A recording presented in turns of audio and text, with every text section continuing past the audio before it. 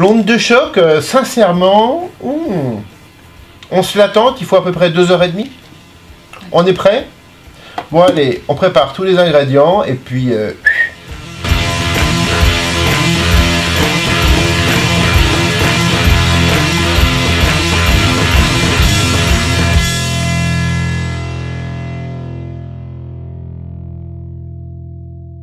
Je vous invite dans le chapitre des sophistiqués. C'est pas complètement le grand jeu, mais c'est quand même sophistiqué. Et notre recette onde de choc, eh bien vous allez voir que ça déménage.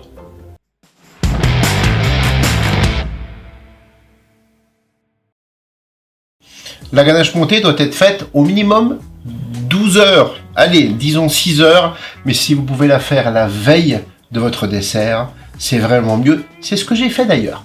On va en faire une ensemble et magie de la télé, je vais la sortir du réfrigérateur, elle sera toute cristallisée et vous verrez la différence. On prend le chocolat Gilles. On n'est pas obligé de le fondre. J'ai bouilli ici le lait avec le glucose. C'est brûlant. Je le verse en une seule fois. Mais attention, on ne mélange pas. Ça, c'est une petite astuce lorsqu'on travaille en petite quantité chez soi. Pas besoin de micro-ondes ou de bain-marie pour chauffer le chocolat quand on vous indique parfois fondre légèrement le chocolat. J'utilise simplement la chaleur du lait bouilli. Maintenant, je retire l'excédent du lait en gardant vraiment, regardez dans mon petit broc en plastique, je ne garde vraiment que le minimum pour démarrer l'émulsion. Ça veut dire commencer à obtenir un noyau élastique et brillant petit à petit grâce aux ajouts de lait. On prend un mixeur. Ça, c'est l'outil idéal. Au fouet à la maryse, on fait une belle émulsion, mais feriez-vous une belle mayonnaise avec une maryse? Non. Donc ce mixeur, il permet tout simplement de faire une émulsion parfaite. C'est ce qu'on appelle tout simplement un mixeur plongeant.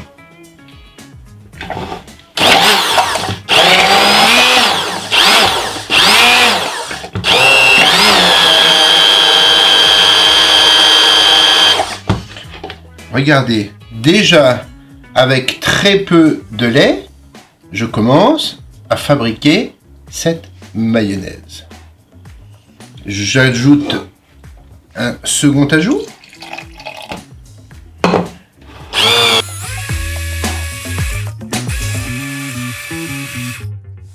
Dans cette recette, vous remarquez qu'il y a une petite quantité de glucose. C'est pas complètement indispensable, mais avec le glucose, la texture sera plus filante, un peu plus élastique. C'est pas obligatoire, mais avec, c'est mieux.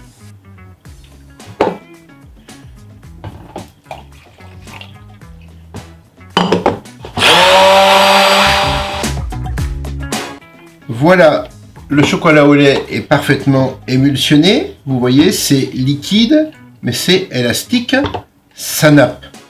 Maintenant, on va ajouter la crème fleurette.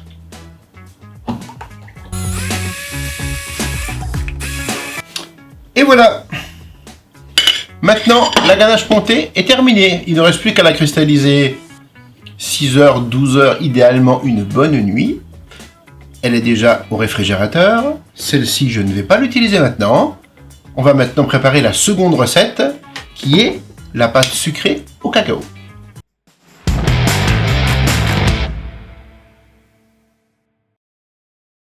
Et bien voilà, la ganache montée est en cristallisation. On va maintenant réaliser la pâte sucrée au cacao. Rien de compliqué, juste une étape de sablage fondamentale pour que tout simplement on ait une belle pâte sablée ou une pâte sucrée. Il y a un tout petit peu de cacao, il y a surtout des très bonnes amandes de la Drôme. Alors pour cette recette, on a du sucre glace que j'ai tamisé. On a la farine que j'ai tamisée. La poudre d'amande que je n'ai pas tamisé, de la fleur de sel, de la poudre de cacao que j'ai tamisé, du beurre que je n'ai pas tamisé. Il nous reste notre œuf. On va tout simplement, le beurre est bien froid, on va le sabler avec tout le reste des ingrédients. Dès que la pâte va commencer à s'agglomérer légèrement, eh bien on va ajouter l'œuf qui va lier cette pâte. On va pas trop la phraser pour ne pas lui donner d'élasticité. C'est ce qui nous permettrait de voir la pâte rétrécir dans le moule. Du genre, j'étale une tarte de 6 personnes et sortie du four, j'ai une tarte de 4 personnes.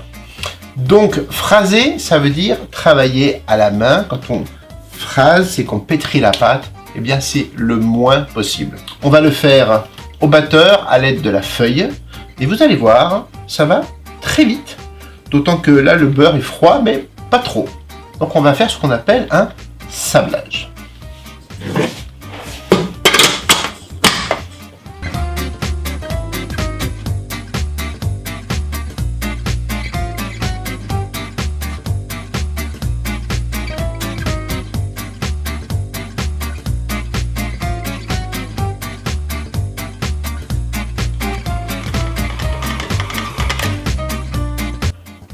« 6 heures au réfrigérateur, idéalement une nuit, c'est ce que j'ai fait d'ailleurs. Plus la pâte va reposer, moins elle aura d'élasticité et plus elle sera facile à étaler et au four, elle ne bougera pas. » Et bien voilà.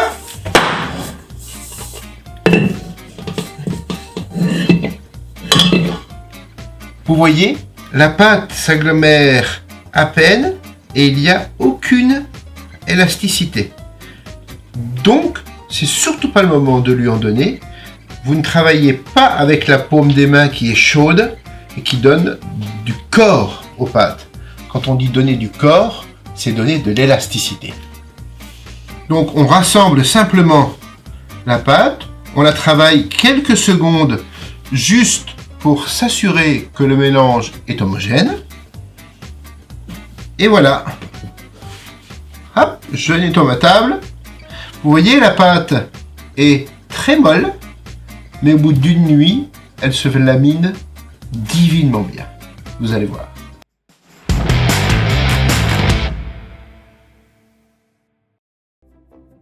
Donc, la troisième recette, c'est un biscuit ultra moelleux qui vient juste au-dessus d'une ganache crémeuse Manjari avec une petite astuce, on va en parler juste après. Le tout déposé sur une pâte sucrée que l'on a faite au cacao, qui est ultra croustillante quand elle est bien cuite, on en parlera tout à l'heure. Et dessus, juste pour le plaisir, eh bien quelques petites boules ultra gourmandes de ganache montée Jivara. Eh bien, le chocolat est fondu bien chaud au micro-ondes, position décongélation. On va l'émulsionner avec la crème. La crème est froide, le chocolat est bien chaud. Aucune nécessité de chauffer la crème. On terminera l'émulsion en ajoutant les jaunes d'œufs. Et pendant ce temps, on va monter tranquillement, à vitesse modérée, les blancs d'œufs avec le sucre.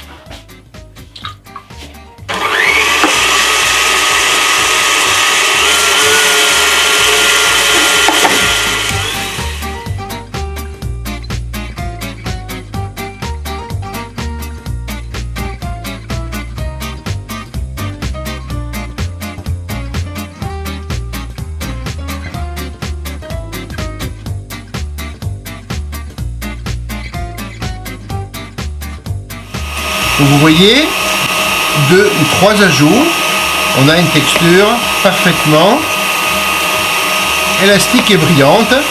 C'est ça l'émulsion. On ajoute les jaunes d'œufs. Donc j'émulsionne. Regardez cette émulsion. C'est vraiment magique. Pendant ce temps, vous voyez qu'à vitesse modérée, eh bien, les blancs montent avec le sucre ajouté en 3 fois.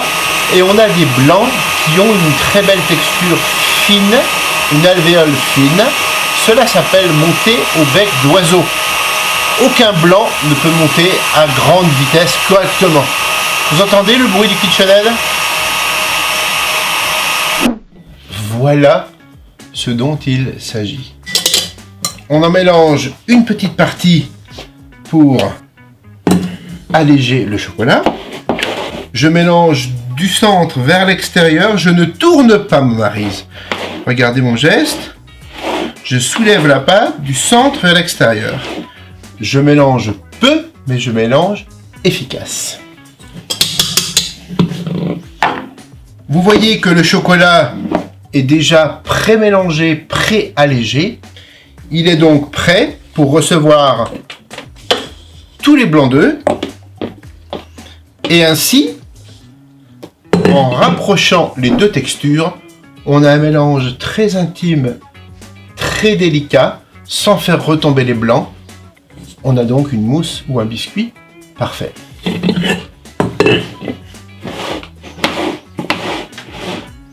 Regardez dans le mélange. Tout se mélange très très délicatement. Tout est onctueux et crémeux. La petite astuce, j'en garde un tout petit peu pour vous montrer tout à l'heure le résultat après une nuit de cristallisation. J'ai préparé une plaque et une feuille. C'est un biscuit, vous l'avez compris, qui ne contient pas de farine, un tout petit peu de poudre de cacao. Dans la recette, il y a de la poudre de cacao. Là, je n'en ai pas mis. Petite variante, juste pour vous montrer qu'avec ou sans poudre, ça marche très bien. Mais comme je voulais vous la faire découvrir en mousse chocolat, et qu'avec mes amis cadreurs, on va aussi la goûter, dans ce cas-là, vous ne mettrez pas de poudre. Ça ne veut pas dire qu'on est obligé de se jeter dessus, Tom. D'accord ? On l'étale comme ceci. On enfourne ça pendant quelques minutes à 180-190 degrés. Ça doit juste coaguler.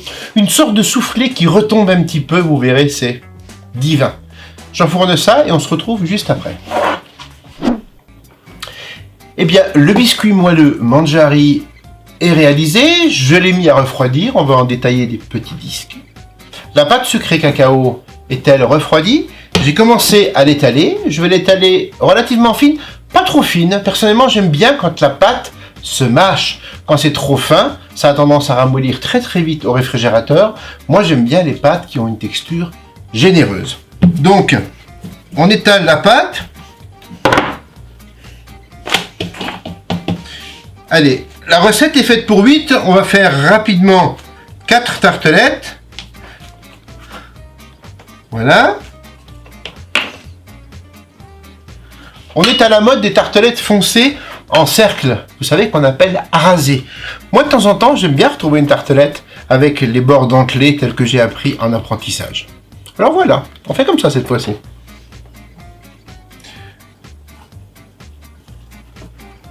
On applique la pâte délicatement dans des petits moules. On va prendre soin de piquer le fond des tartelettes pour éviter que la pâte ne gonfle. Et vous voyez, c'est rapide. Les moules à tartelettes, on ne les lave jamais avec un produit et du détergent. Donc, en fait, on n'a pas besoin de les beurrer. On va les piquer, vous voyez, avec le pouce délicatement, sans changer l'épaisseur de la pâte. Avec le pouce, délicatement, j'applique la pâte sur le bord. Je dis bien sans changer l'épaisseur. Vous voyez? Et voilà, les rognures, vous les gardez. Vous en faites une petite boule, ne la travaillez pas trop. Et ça, vous pouvez le mettre au congélateur pour une prochaine fois. Ou bien tout simplement, par exemple, en faire un petit boudin. On en coupe comme des tranches de saucisson et ça fait des petits sablés pour le café.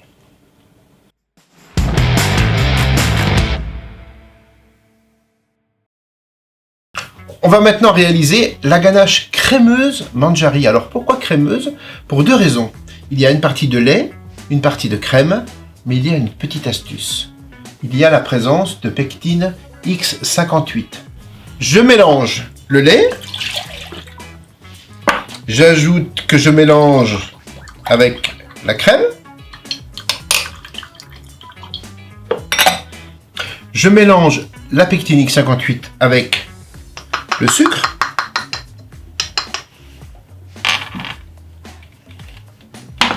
Il faut juste donner un bouillon et ensuite je vais réaliser la ganache exactement comme vous en avez l'habitude de le faire chez vous. Et bien nous voilà prêts pour le mélange de notre ganache crémeuse Manjari. Je viens de faire bouillir le lait avec la crème, additionné avec la pectine X58 mélangée avec un tout petit peu de sucre. Faites attention quand vous le mélangez avec le liquide juste tiède, de le mélanger au fouet pour éviter les grumeaux. On donne un léger bouillon et c'est prêt. Et maintenant, on va faire une émulsion comme il se doit. Et voilà, l'émulsion est terminée. On va pouvoir maintenant commencer à monter nos tartelettes. C'est très simple, très rapide.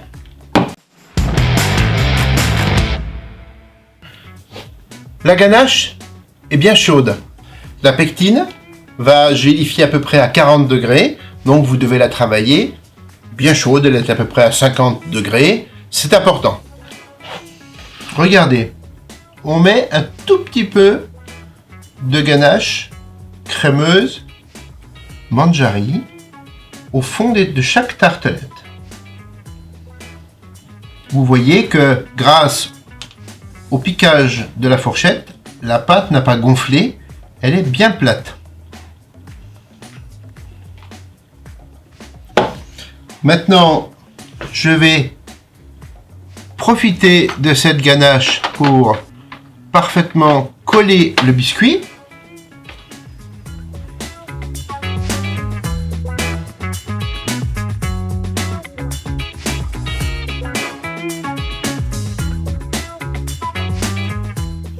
Et on va tout simplement terminer par couvrir généreusement de cette ganache crémeuse.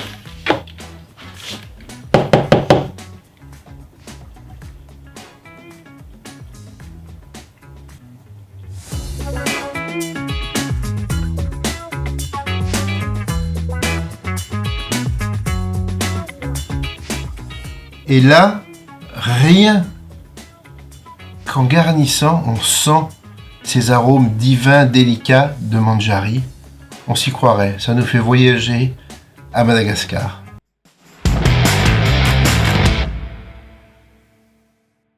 Et bien voilà, vous avez vu, le chocolat est parfaitement ambré de lignes de beurre de cacao cristallisé. Il est fluide, il reste encore quelques petits morceaux. C'est pas dramatique dans la mesure où j'ai prélevé à l'aide d'une cuillère à soupe ce dont j'ai besoin. Je l'ai mis dans un cornet chocolat. Alors si vous n'êtes pas très à droite ou à droit avec un cornet de chocolat, n'hésitez pas. Vous pouvez prendre une cuillère à café et vous pouvez faire ce que je vais faire au cornet avec une cuillère à café délicatement. Vous allez voir l'objectif à atteindre tout simplement. Je fais des petits points de différentes grosseurs.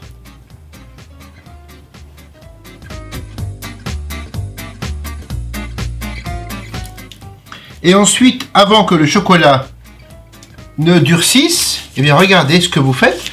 Vous prenez une seconde feuille de plastique et vous la posez dessus. Cloc. Vous prenez un petit verre ou quelque chose de bien plat et là vous allez étaler pas trop, juste pour avoir des petites pastilles de chocolat. Et là vous voyez, comme par magie, ça s'étale tout facilement. Et là vous avez vu, pas de marbre, pas de bain-marie, on est en tempérage par vaccination. Voilà, on met ça au réfrigérateur et on est prêt pour le décor. On va monter la ganache Givara lactée. Et voilà, nous sommes prêts à monter la ganache Givara lactée. Je vous l'ai dit, elle a cristallisé depuis hier soir. Regardez comment elle est onctueuse, cristallisée. On va la monter soit au batteur, soit à la main. jusqu'à ce qu'elle obtienne une texture de glace à l'italienne. Voilà, elle est montée. La ganache, on parle de texture de glace à l'italienne. Et bien voilà, elle est toute délicate, elle est toute onctueuse, elle est montée. Puis ça va faire un peu de muscu finalement.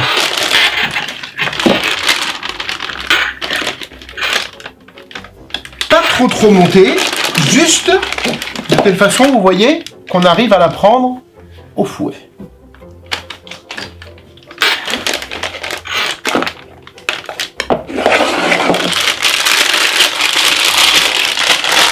J'ai mis une petite douille.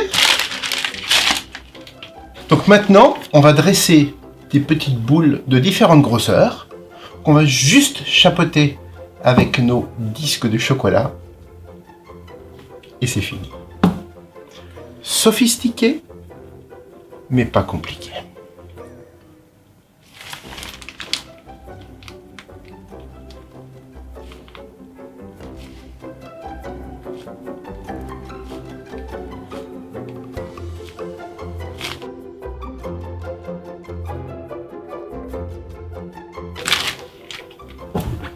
Voilà.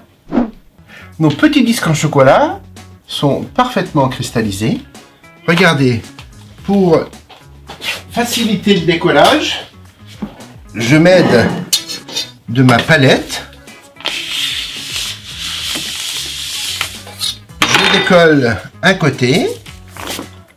Je décolle le second côté.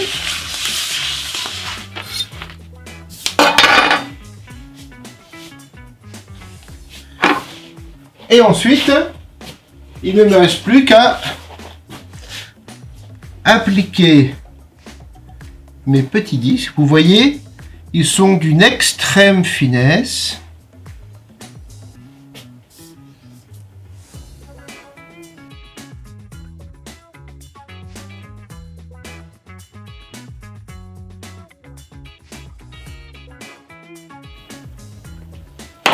Et voilà. C'est terminé, pas compliqué, juste sophistiqué.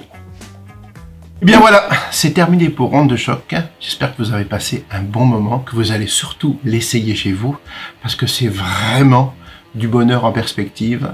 Je vous l'ai dit, la connivence entre Mangiari et Givera Lacté, c'est juste divin.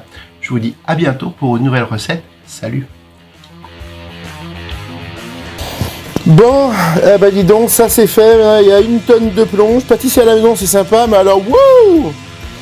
Je ferais pas ça tous les jours. et pourtant, c'est bien ce que je fais. Bon allez, hop, on plie les gaules. C'est bon, les micros sont défaits.